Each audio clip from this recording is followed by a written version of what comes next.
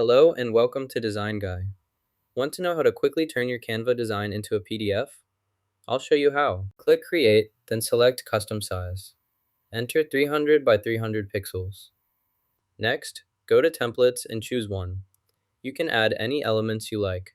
Click All Pages, then click Share to share your design as a PDF. Click Download to save the file as a PDF. Rename the PDF to Share PDF. Click Save, then proceed to the next step. Navigate to your PDF file and select it. Click the folder icon to open the download location. Then, right-click the PDF and choose the Share option to proceed. Show this view on screen, add a new page, then paste it here. Now it's done. After clicking Share, click the Link option to create and copy the shareable link. Click the link to the PDF and select Copy.